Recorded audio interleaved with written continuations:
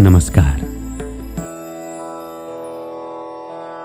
श्री कृष्ण कहते हैं, शब्द आदि बाहरी विषयों को बाहर ही रोककर नेत्रों की दृष्टि को भ्रुकुटी के बीच स्थित करके और नसिका में चलने वाले प्राण और अपान वायु को सम करके इंद्रियों, मन और बुद्धि को वश में कर मोक्ष परायण मुनि के स्वरूप का निरंतर मनन करने वाला वो सदा ही मुक्त है, जो मुझको सब यज्ञ और तपों का भोगने वाला, सभी लोकों के ईश्वर का भी ईश्वर तथा सभी भूत प्राणियों का स्वार्थ रहित दयालु और प्रेमी जानता है, वो शांति को प्राप्त होता है।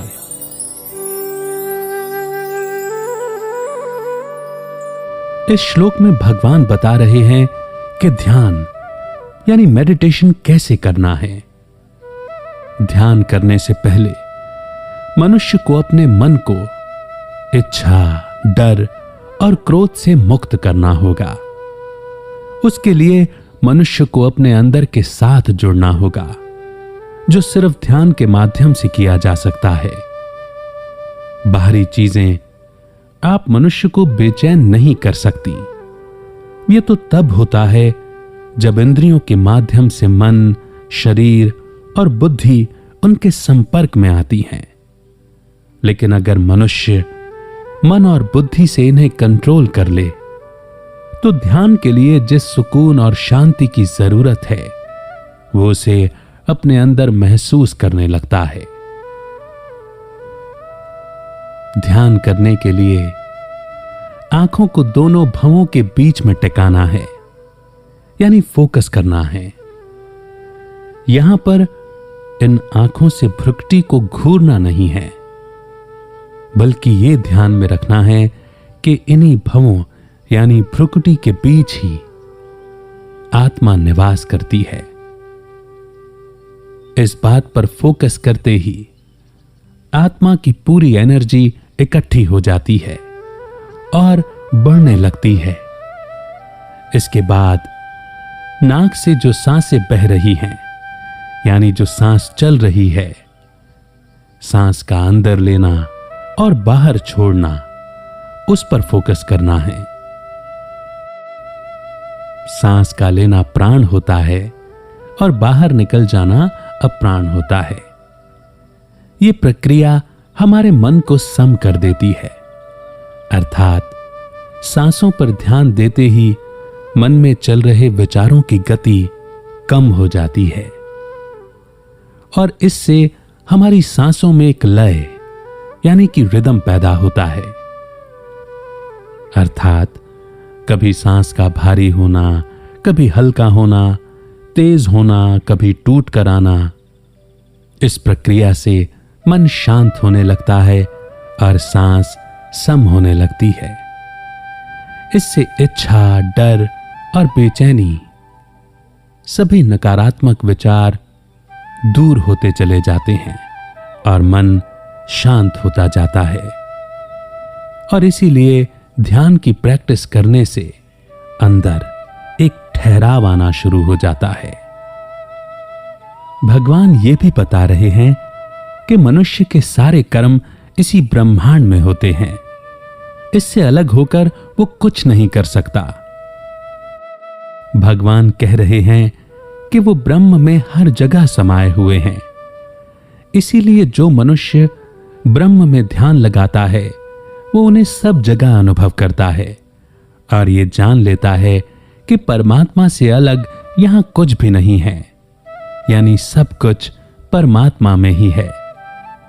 जो ईश्वर का भी ईश्वर है, यानी जो वो विराट निराकार है, वो उसे जान जाता है, वो शांति को प्राप्त होता है।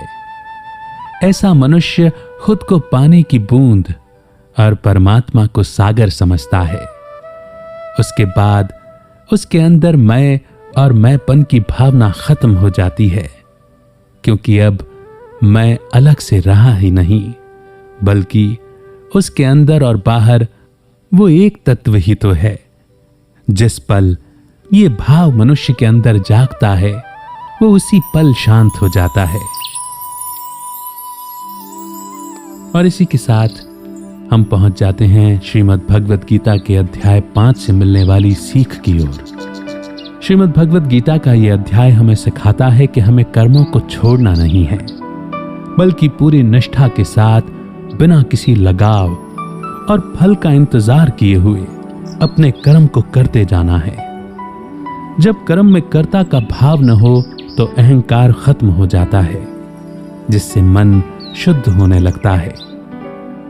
शुद्ध मन ज्ञान को आसानी से ग्रहण कर सकता है। सिर्फ ज्ञान ही वो माध्यम है जिसके जरिए हम पाप कर्म करने से बच सकते हैं। जब आत्मज्ञान का दीपक जलता है तो हम अपने आसपास के लोगों को शरीर न समझकर आत्मा के रूप में देखने लग जाते हैं, जो हमारे अंदर भी वास करती है।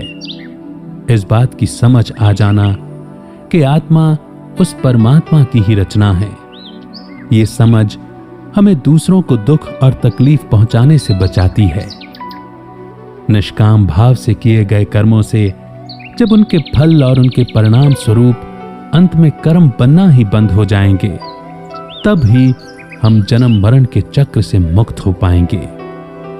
अपने आत्म भाव को अनुभव करने के लिए भगवान ने ध्यान यानी मेडिटेशन का प्रोसेस भी समझाया है। लंबे समय तक ध्यान करने से मन शुद्ध भी होता है और उसमें ठहराव भी आता है। इसीलिए ध्यान की प्रक्रिया को जब आप शुरू करें तो इस संकल्प के साथ करें कि इसे लंबे समय तक करना होगा, लेकिन इसके परिणाम देखकर आप खुद चकित रह जाएंगे।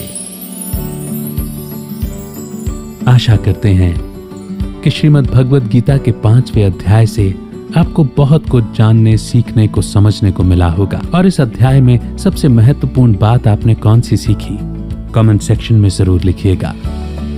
अगले अध्याय के साथ बहुत जल्द फिर आपसे होगी मुलाकात। तब तक रखिए अपना बेहतर ख्याल और सुनते रहिए जय हिंद, जय भारत।